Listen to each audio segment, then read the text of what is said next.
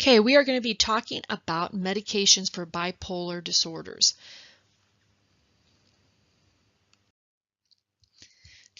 We're going to first talk a little bit about antipsychotics, and then we're going to be talking about mood stabilizers. We're going to be talking a little bit about lithium, and then also about some of the anticonvulsant drugs. First of all, let's talk about antipsychotics. Many times when a person is coming into the hospital and they are in a manic phase, and especially if they're in a manic phase where they're having delusions or they're having hallucinations, many times they will be put on antipsychotics to help with those psychotic symptoms. There's an excess of dopamine there that's causing positive symptoms of psychosis, and many times they will be put on antipsychotics. Antipsychotics can be discontinued, many times they are, after those psychotic symptoms are eliminated. Now, your book talks about, and in the pharmacological chapter, talks about how there are some combinations of antipsychotics that might be used along with lithium. I'm not going to look at those combinations right now. I just want you to know that the antipsychotics may be used at the beginning stage when a person has mania and having psychotic symptoms with mania, and to control that, and then can usually be stopped. Okay. Mood stabilizers is the next group we're going to talk about. Mood stabilizers usually takes 1 to 3 weeks before they achieve their effect. More than likely, people are going to have to be on a lifetime regime of a mood stabilizer to keep their bipolar disorder controlled. Mood stabilizers are also started when a person may be in acute mania, because it can bring down that mania. And it also can prevent mania and prevent depression in a person who has bipolar disorder. Okay, let's look at the mood stabilizers. The first one down here is lithium carbonate. Lithium has been known as a gold standard, meaning that everything else is compared to lithium. It's less popular than it was, but it's still a medication that is effective and that is used frequently. The action is that it alters the neurotransmitters in the central nervous system. I'm going to talk a little bit more about that. It is somewhat complicated, that action. It actually has multiple actions. I talked about that it can decrease the neurotransmission of norepinephrine and some serotonin in the brain. These effects are vaguely understood. It also may act by stabilizing electrical activity in the cell neurons. We do know that the structure of lithium is similar to potassium and sodium. They are both positive, have a positive charge, so the abbreviation for lithium is Li, with a positive charge. Lithium is also excreted by the kidney. I also, related to this action, I want to talk a little bit about how the absorption and secretion of lithium is closely linked to those of sodium. When the dietary sodium increases in a person, their serum lithium level is going to decrease because the lithium is excreted more rapidly. When this dietary sodium is decreased, or when sodium is lost in other ways besides the kidney, such as in sweating or diarrhea, the lithium levels increase. Therefore, a person's diet and activity should not be changed abruptly, and we need to be very aware of what's going on in their diet and their activity, and making sure that we're educating them about that. But I'm not going to ask you specifically about what I just talked about, but if you know some of those basics of when the dietary sodium increases, lithium decreases. When dietary sodium decreases, lithium increases. That can help us when we're with our critical thinking, when we're answering questions and we're looking at a person's diet and when we're instructing them. So just keep all of that in mind. Okay, hold on a minute here.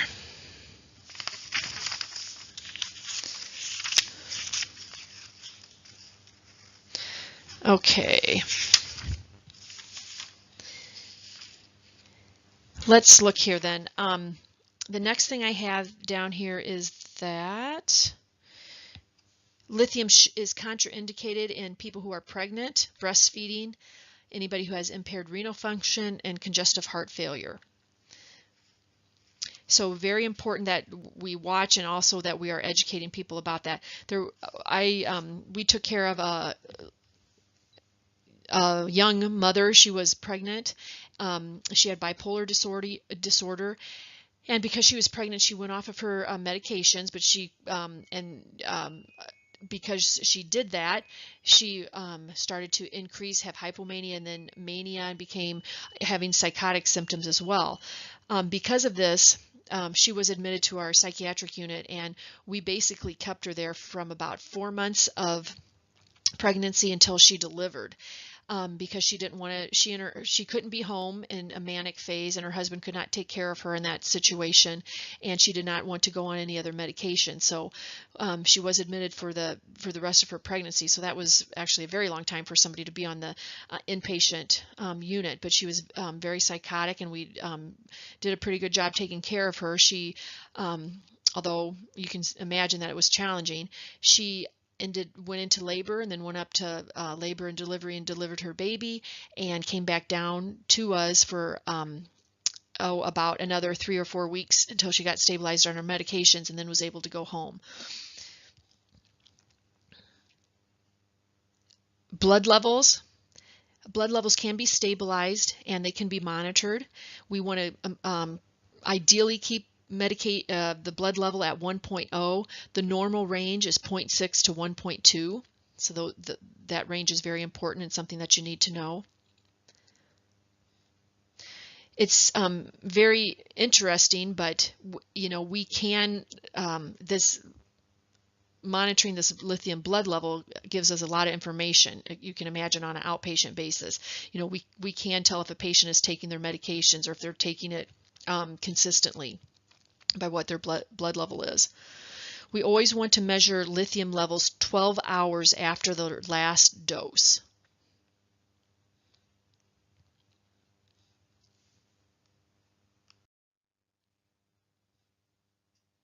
Okay, a person who has too much lithium in their blood, usually about a 1.5, can start to become toxic, and some of those symptoms can be mental confusion, vomiting, ataxia, slurred speech, muscle twitching,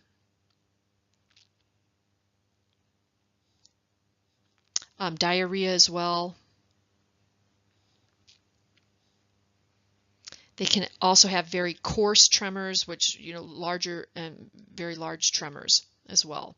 So really, when a person starts to exceed 1.5, we start to see those early symptoms of toxicity, and we want to notify the doctor or provider as quickly as possible to get that prescription, hold that prescription, and then they'll usually change the prescription to a lower dose.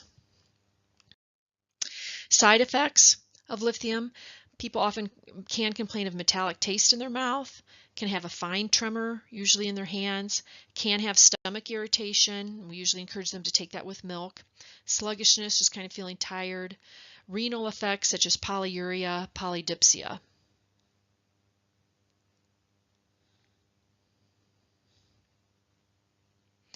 And again, we need to educate about those side effects so people can recognize them, report them to their doctor. If these side effects start to get too troublesome for them, or something they feel like they can't handle, then they may need to try, another medication, but always to be in communication with their provider about the side effects. Nursing interventions: we want to instruct them on their serum lithium levels, that that will be taking that throughout their hospital stay, monitoring that, and then when they're on outpatient, those will also be monitored. We want to have a diet that's adequate in salt and fluid intake. So basically, we can tell them just stay on your regular diet, and have the salt adequate, fluid adequate. We don't want really high salt diet or a low salt diet, but just a normal salt diet. We don't want lots of fluids, or too less fluids, just the normal amount of fluid intake. Diet and activities should not be changed abruptly as well. With long-term use, I don't have this written down here in the slide, but I want you to add this. With long-term use, a person can develop kidney and thyroid disease. So it's very important that as far as labs go, that we monitor their thyroid levels, especially TSH, and we're monitoring their renal function. Again, to try to keep an eye on these long-term use issues. We want them to also take this medication with food or milk. Make sure that they report to the doctor if they're not eating anything or if they're not drinking anything, because this can alter the blood lithium level and can, possibly make them go into a depression or go into a manic stage if we're not aware of that. The patient should not be on diuretics, because if they are on diuretics, this can cause obviously, increased urine output, which can decrease the sodium, which will then increase the lithium, and they can become toxic on that. Talk with the doctor before they change or stop their medications. Notify the doctor if they're having any toxicity symptoms. When I mentioned before, let's see what else. Notify the provider if they have any illnesses like the flu. I kind of mentioned this before, but if you have the flu, you may not be eating very much. You might not be drinking very much. And again, that can alter that blood lithium level. So we need to notify the doctor of that. But also be aware that if a person is feeling nauseated, having diarrhea, those also may be symptoms of toxicity. So just because a person is complaining of the flu, we don't want to just take that at face value, but our memory should be triggered and saying, okay, those flu symptoms can also be symptoms of toxicity. So we need to probably get should get a blood lithium level to make sure that their blood level is not high, and we have to do something with that. Or is it truly, an actual flu that's going on?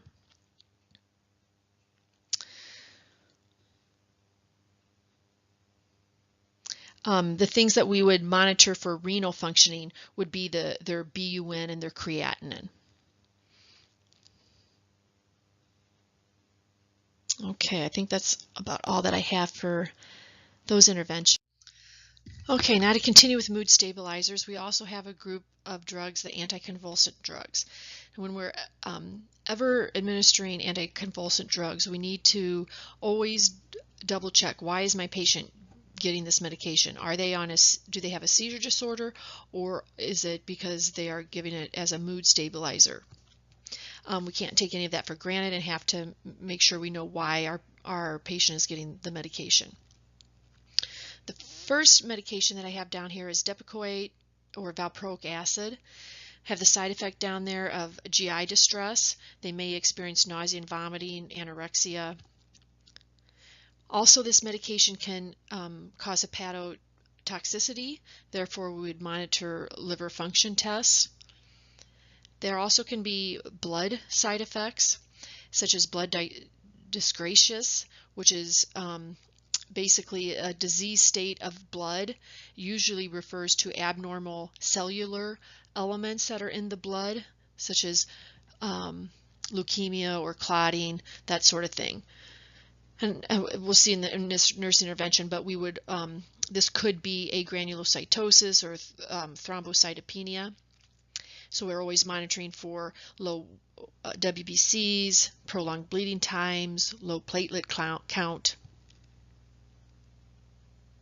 The nursing interventions, I kind of already mentioned these, but we want to be checking hepatic function tests. I have that spelled wrong there.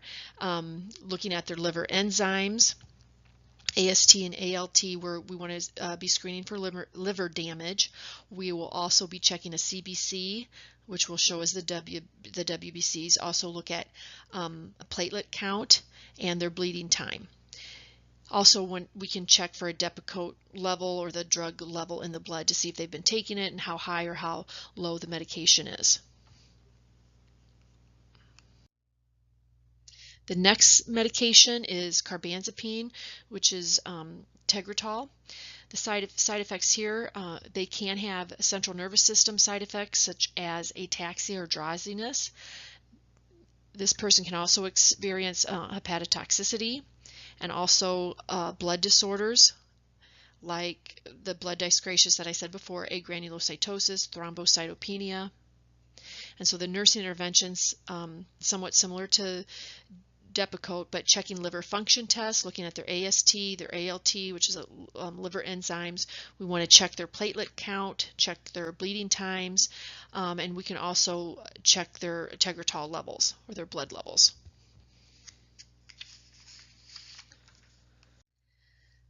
The last anticonvulsant that we often see is lamotrigine or Lamictal. With Lamictal, we can monitor their blood levels, and the big thing here with Lamictal that we can see is the side effect called Stevens-Johnson syndrome, which maybe you've heard this before, but this is a very serious rash that can occur, and which causes a lot of sloughing of the skin, so bad and to the point where many times these individuals end up in the burn unit and have to be treated basically as burn patients. So we want to do a slow titration up of Lamictal, increase it very slowly. This will allow us to catch any rashes that might be appearing, and hopefully we'll catch the Stevens-Johnson syndrome early if it does occur, and that we can prevent it to becoming a very serious condition. And that's all that I have on medications for bipolar disorders.